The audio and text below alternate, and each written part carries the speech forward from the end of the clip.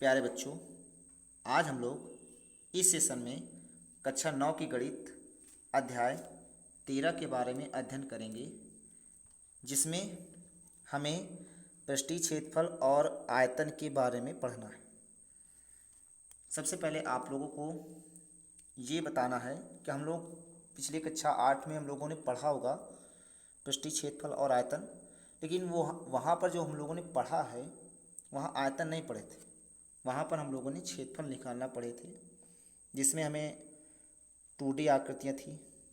जैसे आप लोगों को आयत का क्षेत्रफल निकालना, बेलन का क्षेत्रफल निकालना। लेकिन आप लोगों के कक्षा 8 में कुछ ऐसे क्षेत्रफल थे लेकिन आयतन नहीं निकालना था। वहाँ बेलन का वक्र पृष्ठ था, घनाभ थे, घन थे, जिसमें हम लोगों को पढ़ना क्या क्या है। देखिए इसमें दिया गया है कि हम लोग क्या पढ़ना है,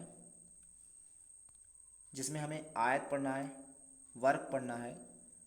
ये तो हमें बाद में पढ़ना है, ये जो आयत हैं, वर्ग हैं, ये बाद में पढ़ना है। लेकिन ये जो घन है, घनाभ है, बेलन है, गोला है, इनके बारे में हमें इस चैप्टर में अध्ययन करना है कि घन क्या होता है, घनाभ का क्या होता है, बेलन क्या होता है, गोला क्या होता है, इसके बारे में अध्ययन करना है। तो सबसे पहले हम लोगों को ये पता होना चाहिए कि इनके जो आकृतियां हैं कैसे बनती हैं और क्या चीज़ होती हैं, हमें क्षेत्रफल कैसे निकालना होता है, और इनसे संबंधित जितने भी सारे फार्मूले हैं उन सभी फार्मूलों को पढ़ेंगे। तो सबसे पहले हम लोग किसके बारे में समझते हैं, आप लोगों को एक घन के बारे में। यहाँ सबसे पहले हम लोग घन एक बनाते हैं कि घन कैसा होता है, उसके बारे में हम लोग समझते हैं। देखिए यहाँ सबसे पहले हम लोग घन बनाते हैं।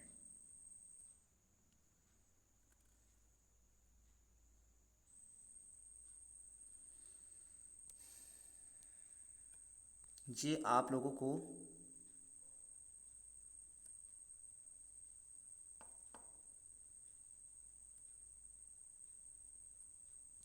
ये एक घन की आकृति के रूप में है, जिसमें हमें ये पहले इसकी जो आकृति बनाई गई है इसमें हमें पढ़ना है कि कितने शीर्ष होते हैं। एक एग्जांपल देते हैं आप लोगों को कि जैसे आप लोग एक कमरे में बैठे होंगे, आप लोग अभी इस समय एक कमरे में बैठे होंगे, कि आप लोग अपने कमरे को देखिए कि वो जो कमरा बना हुआ है वो किस आकृति का है, घन में है कि घनाभ में। लेकिन इसमें एक कंडीशन होती है कि हम घन और घनाभ कैसे पहचानेंगे, क्योंकि तभी हम घन को घन कह सकते हैं, घनाभ कह सकते हैं। यदि अगर हम ये कहें कि जो हमारा घन है, आप लोगों ने लूडो खेला होगा, लूडो में जो एक पासा होता है वो किस आकृति का होता है, घन आकृति का होता है, जिसमें आप लोगों को उसकी आकृति दिखती होंगी, चारों तरफ से बराबर होती है, लेकिन उसमें चार विमा नहीं होती हैं। अगर इसमें हम गिने, देखिए इनके नामकरण पहले कर दे रहे हैं कितने होते हैं। तो अगर इनके नामकरण करते हैं, ये हमारा क्या हो गया, ए हो गया, बी हो गया, सी हो गया, और ये डी। फिर इसी तरह ई, एफ, जी और ये एच। अगर हम इनकी विमा गिने कि कितनी इनकी विमा है, मतलब भुजा कितनी है, तो 1 2 3 4 5 6 7 8 9 10 11 12। तो ये 12 हमारी जो है वो भुजा है। अगर हम इनके कोने गिने, तो आप लोग अपने कमरे में बैठे हैं तो आप लोग इनके कोने गिनिए कि कोने कितने हैं। तो हम ये देखेंगे कि कोने कितने हैं। तो ध्यान से देखिए, एक कोना ये हो गया जहाँ ये ए है, बी है, सी है, डी है, ई है, एफ है, जी है और एच है। तो कितने कोने हो गए हमारे, 8 कोने हो गए। इन्हीं को हम शीर्ष कहते हैं। जितने कोने होंगे उतने शीर्ष होंगे, तो शीर्ष भी तो हमारे कितने होंगे, 8 होंगे। लेकिन जो हमें इसमें मेन जो भुजा है जो हमें चाहिए, वो हमें लंबाई और इसमें चौड़ाई और साथ में इसमें ऊंचाई भी होती है। जितनी भी आप लोग घन आकृतियाँ देखेंगे वो सारी लंबाई, चौड़ाई, ऊंचाई के साथ ही मिलेगी। जैसे आप लोगों को एक एग्जांपल देते हैं, आप लोगों के पास एक किताब होगी जिसमें आप लोग पढ़ते हैं, उस किताब में देखिए आप लोगों को लंबाई भी दी होगी, चौड़ाई भी दी होगी, लेकिन साथ में किताब के साथ साथ उसमें ऊंचाई भी होगी। क्योंकि अब ये पहचान करेंगे क्या हमारी किताब घन है, तो नहीं है घन। क्यों? क्योंकि हमारी जो ऊंचाई है वो बहुत छोटी है लंबाई और चौड़ाई की अपेक्षा, तो इसलिए ये घन नहीं है किताब हमारी। लेकिन अगर हम बर्फ़ के टुकड़े की बात करते हैं या पासे की बात करते हैं या ऐसा कोई गत्ता हो जिसकी सभी विमा समान हो, वो भी हमारा एक घन होता है।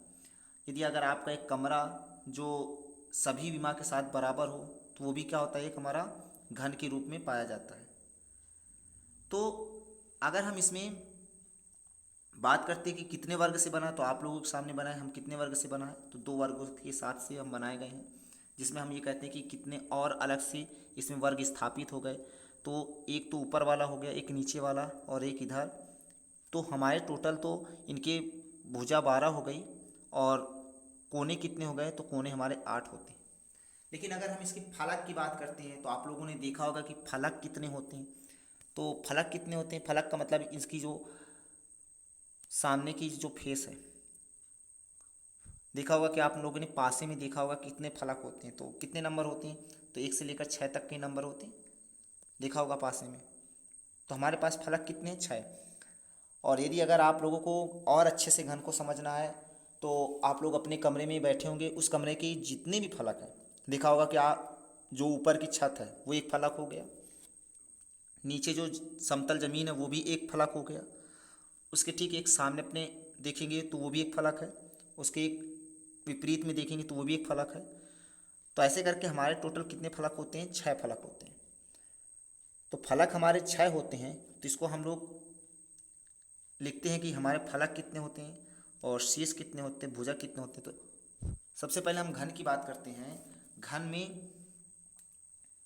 घन जो हमारा होता है वो, अगर हम घन की बात करते हैं तो घन में कितने, तो घन की परिभाषा क्या होती है, ऐसी आकृति जिसकी सभी भुजा क्या हो, समान हो।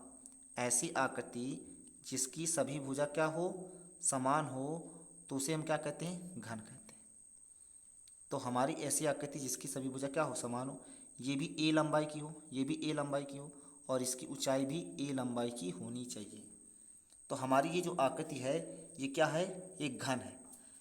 तो अगर हम इसमें पूछें कि आप लोगों से पूछें कि शीर्ष कितने होते हैं, शीर्ष कितने होते हैं और कोने कितने होते हैं, जिनमें हम कोर कहते हैं, जिनको हम क्या कहते हैं, कोर कहते हैं।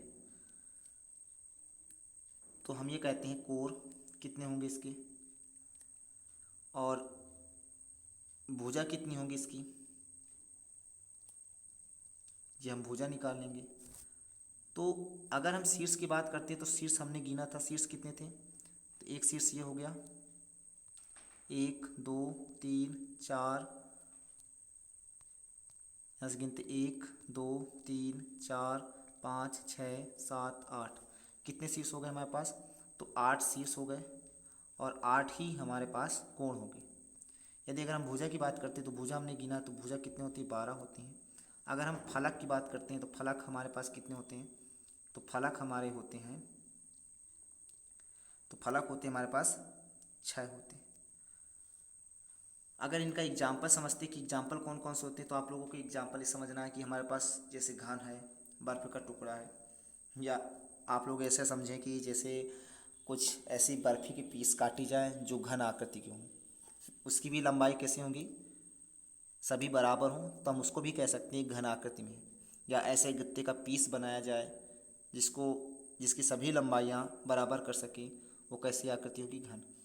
तो ये सब आकृतियाँ जो हमारी हैं ये किस में आती हैं, सब 3D आकृति में आती हैं। किस में आती हैं, 3D आकृति में आती हैं। 3D आकृति में आकर के हम ये कह सकते हैं कि जिसमें लंबाई चौड़ाई ऊंचाई होती हैं वो सब 3D आकृति में होती हैं। अब क्या हम 3D आकृति को केवल हम लोग 3D आकृति को बोर्ड पर बनाकर समझ सकते हैं, लेकिन अगर हम इसको कह दें कि 3D आकृति के रूप में इसको प्रदर्शित करें, लेकिन हम इसको बोर्ड पर बना नहीं सकते हैं क्योंकि इसमें ऊंचाई होती है, इसलिए हम इसको बनाना बहुत मुश्किल होता है।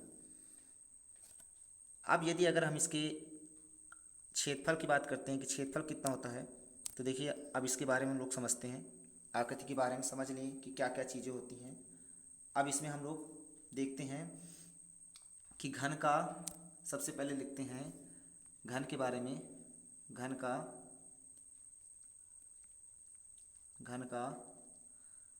पृष्ठीय क्षेत्रफल।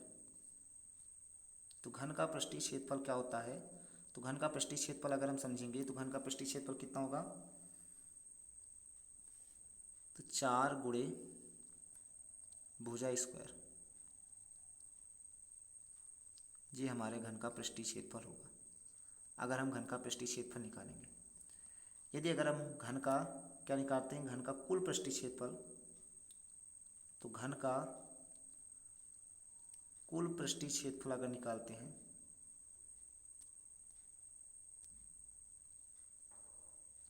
कुल पृष्ठीय क्षेत्रफल निकालते हैं। कुल पृष्ठीय क्षेत्रफल को हम ये भी कह सकते हैं संपूर्ण पृष्ठीय क्षेत्रफल। क्या कह सकते हैं? संपूर्ण पृष्ठीय क्षेत्रफल भी कह सकते हैं। तो कुल पृष्ठीय क्षेत्रफल क्या होता है? तो लिखेंगे 6 गुणे भुजा स्क्वायर, ये आपका पृष्ठीय क्षेत्रफल होता है। लेकिन अगर हम आयतन की बात करते हैं तो घन का आयतन क्या होता है? तो देखिए घन का आयतन क्या लिखेंगे, या हम लोग घन का आयतन भी पढ़ लेते हैं एक साथ ही। घन का आयतन, तो घन का आयतन क्या होता है? तो घन का आयतन हम देखेंगे, घन का आयतन होता है भुजा क्यूब। अब ये जो इसी पर जो आधारित हमारे सवाल आएंगे, एक आएगा हमारा पृष्ठीय क्षेत्रफल पर निकालने के लिए, और दूसरा जो आएगा वो आएगा एक घन का कुल पृष्ठीय क्षेत्रफल पूछ लेगा कि घन का कुल पृष्ठीय क्षेत्रफल कितना होता है, ये चीज़ पूछेगा। और तीसरा पूछेगा घन का आयतन, ये पूछेगा। यदि अगर हमसे कहीं घन के विकर्ण की लंबाई पूछता है कि घन के विकर्ण की लंबाई क्या होती है, तो ये चीज़ याद रखना, घन के विकर्ण की लंबाई अगर हमसे पूछता है,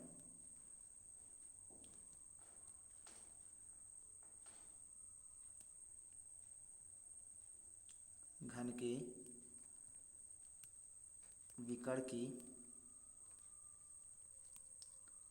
लंबाई अगर हमसे पूछता है, क्या पूछेगा? लंबाई अगर हमसे पूछता है,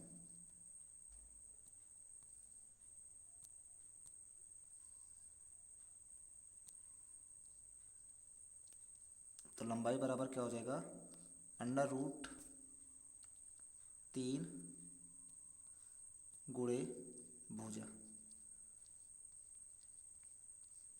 ये हमारी, अगर हमसे पूछता है कि इसकी विकर्ण की लंबाई क्या होगी, तो विकर्ण की लंबाई हमारी होगी √3 गुणे भुजा।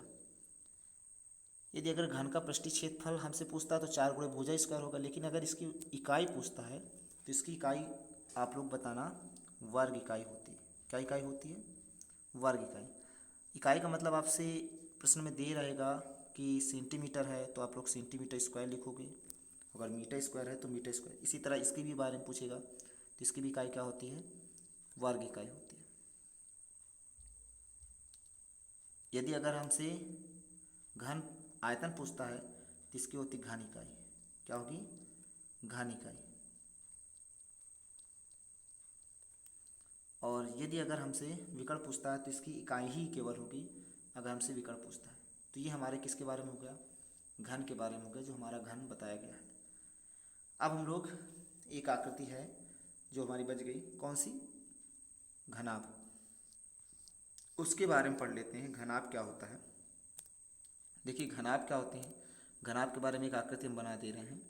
देखिए इसी को ले, देखिए घनाभ अगर हम बनाएंगे,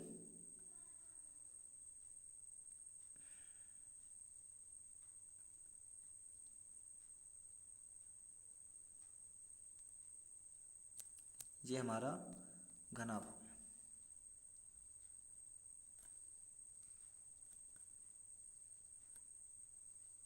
ये घनाभ बन गया।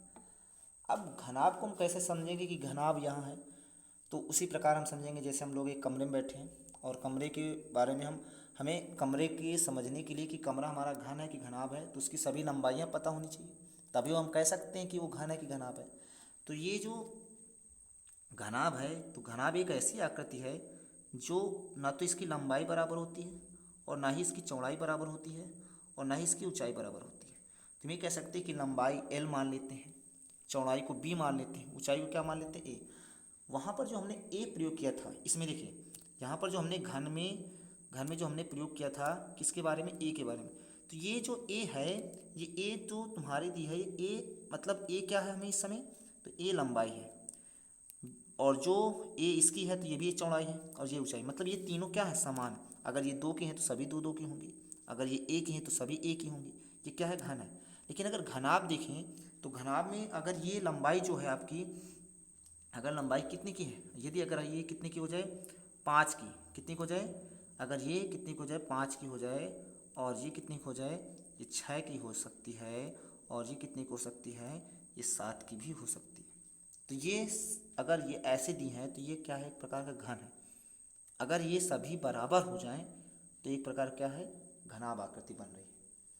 तो घनाभ आकृति में कौन कौन से आ सकती हैं, जैसे आप लोगों को बताए थे, किताब हो सकती है, आप लोगों को डस्टर हो सकता है, आप लोग भी जो कक्षा में बैठते हैं उसका एक ब्लैक बोर्ड, वो भी एक घनाभ आकृति में बना होता है।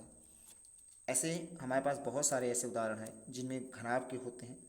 तो हम लोग केवल समझना कि घनाभ में क्या होना चाहिए, लंबाई चौड़ाई ऊंचाई। घन में भी लंबाई चौड़ाई ऊंचाई होती है, लेकिन उसकी सभी विमा क्या होती है, समान होती है, और घनाभ में सभी विमा समान नहीं होती। तो हम लोग घनाभ के बारे में पढ़ते हैं। तो घनाभ में वही चीज़ होते हैं जो चीज़ घन में होती हैं। घनाभ में हमने क्या पढ़ा था, घन में हमने क्या पढ़ा था, कोण के बारे में पढ़े थे, शीर्ष के बारे में पढ़े थे, और हमने भुजा के बारे में पढ़े थे। तो इसमें भी वही चीज़, कितने शीर्ष होंगे, तो इसमें हमारे शीर्ष होंगे, अगर शीर्ष की बात करते हैं तो शीर्ष हम लोग गिन लेते हैं, शीर्ष कितने होंगे। तो शीर्ष हमने कितने लिखे थे, तो देखिए यहाँ शीर्ष कितने लिखे थे। यदि अगर हम शीर्ष की बात करते हैं तो शीर्ष 8 लिखे थे। तो घनाभ में भी कितने शीर्ष होंगे, 8 होंगे। और अगर बात करते हैं कि कोण कितने होंगे, तो कोण भी हमारे 8 होंगे। भुजा कितनी होती है, तो भुजा हमारे पास 12 होती हैं। अगर हम फलक की बात करते हैं तो फलक हमारे कितने होते हैं, 6। सेम यही कंडीशन हमारे किस में लगेगी, घनाभ में भी इतनी ही कंडीशन होगी जितने हमारे इतने हैं। अब इसके बारे में यदि अगर हम समझें कि घनाभ का आयतन क्या होता है, तो यहाँ लिखे दे रहे हैं। सबसे पहले घनाभ का आयतन, घनाभ का आयतन क्या होता है, तो घनाभ का आयतन अगर हम समझें तो घनाभ का आयतन क्या होता है, तो यहाँ लिखेंगे L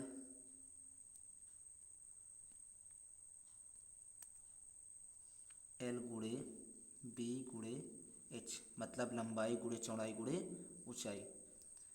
फिर इसके बाद घनाभ का पृष्ठीय क्षेत्रफल,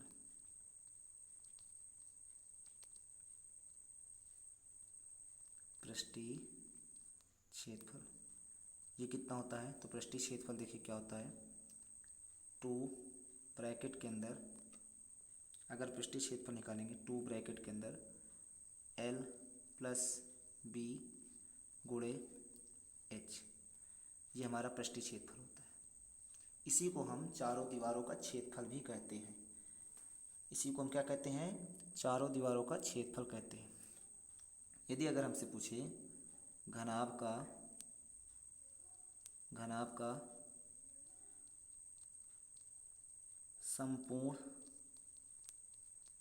संपूर्ण कहे चाहे कुल कह सकता है, संपूर्ण पृष्ठीय क्षेत्रफल, संपूर्ण पृष्ठीय क्षेत्रफल जिसका कितना होगा, तो 2 ब्रैकेट के अंदर LB प्लस का BH प्लस का HL, ये हो सकते हैं। यदि अगर हम इसके बारे में बात करते हैं कि हमारा आयतन किस में होगा, तो आयतन जैसे हम लोगों ने पढ़ा है घन में, तो घन इकाई होगी, इसकी क्या होगी, घन इकाई होगी। और अगर वर्ग इसके क्षेत्रफल में बात करते हैं तो इसकी इकाई क्या होगी, वर्ग इकाई होगी, वर्ग इकाई होगी। और यदि अगर हम संपूर्ण क्षेत्रफल में पूछते हैं तो इसकी भी इकाई क्या होगी, वर्ग इकाई होगी। तो ये हमारे घनाभ में थे। अब हम लोग अगली एक्सरसाइज में या अगले सेशन में हम लोग इसके अंतर्गत प्रश्नों को हल करेंगे जो एनसीईआरटी सवाल हैं। आज हम लोग यहीं तक रहेंगे। अब अगले सेशन में मिलते हैं। अगर आप लोगों को वीडियो अच्छी लगी हो तो सेशन को ज़्यादा से ज़्यादा शेयर कीजिए और चैनल को लाइक कीजिए, सब्सक्राइब कीजिए। धन्यवाद।